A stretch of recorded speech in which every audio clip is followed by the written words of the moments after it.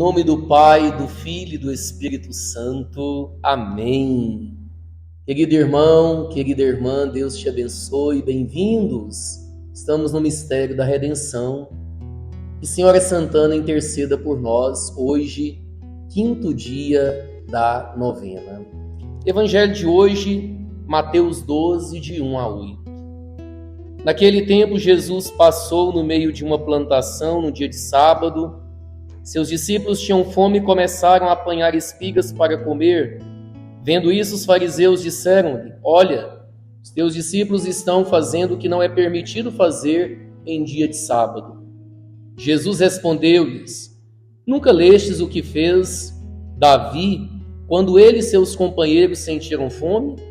Como entrou na casa de Deus e todos comeram os pães da oferenda, que nem a ele nem aos seus companheiros era permitido comer, mas unicamente aos sacerdotes? Ou nunca lestes na lei que em dia de sábado no templo os sacerdotes violam o sábado sem contrair culpa alguma?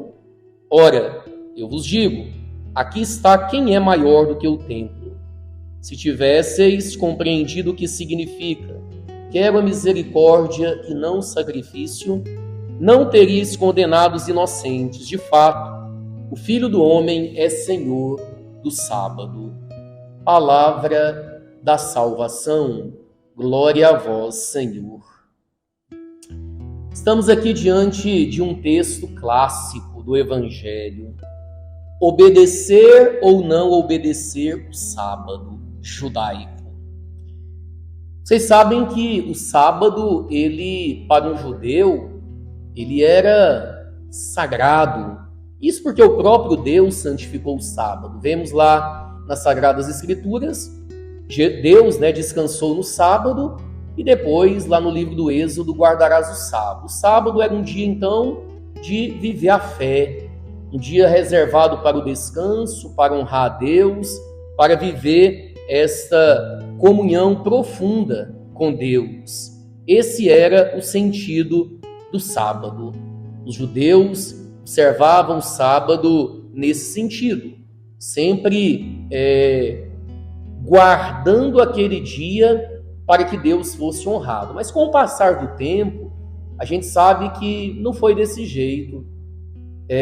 Na época de Jesus mesmo, existiam praticamente quase que 40 coisas que não poderiam ser feitas, trabalhos que não poderiam ser realizados em dia de sábado. A coisa funcionava desse jeito. Os escribas e os fariseus, eles fizeram isso, uma espécie assim de 39 tipos, espécies de trabalhos que não poderiam ser feitos naquela época. E aí nós vemos então os discípulos de Jesus aqui no Evangelho que tinham fome, começam a apanhar as espigas. E para eles apanhar as espigas quer dizer que deveriam debulhá-las, e é um trabalho que era realizado, então de modo nenhum aceitavam que isso fosse feito. Só que aí entra Jesus, que contrapõe essa lei com a misericórdia, e aí baseado na própria Escritura, quando Davi ele comeu esses pães que eram consagrados, é o que a palavra diz: nunca lestes o que Davi fez quando ele e seus companheiros sentiram fome, comeram os pães da oferenda, e depois os sacerdotes que no templo, no sábado, tinham que fazer determinados trabalhos e não eram culpados, isto é, a misericórdia estava acima daquela lei. E aí nosso Senhor aparece e diz: Ele é maior do que o sábado, Ele é maior do que o templo, Ele é maior do que tudo. E aqui uma coisa muito importante de nós católicos aprendermos é que realmente lá no Antigo Testamento se guardava o sábado por preceito divino. Por que nós guardamos o domingo? Porque Jesus quis realizar o fato mais importante da sua vida no primeiro dia da semana, que é o domingo, a sua ressurreição, justamente para separar daquele sábado judaico que já tinha caducado o sentido dele. Não tinha sentido mais nenhum. Os fariseus aproveitavam do sábado em benefício próprio.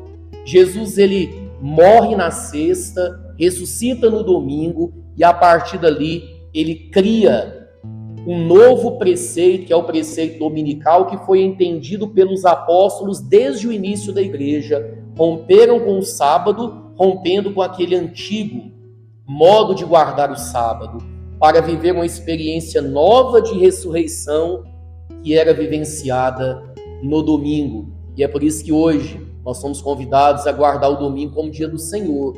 Domingo é dia de missa. Não podemos faltar à missa dominical, senão cairemos aí em pecado mortal. Por isso, meu irmão e minha irmã, guardemos o dia do Senhor, o domingo, porque o Filho do Homem é Senhor também do sábado.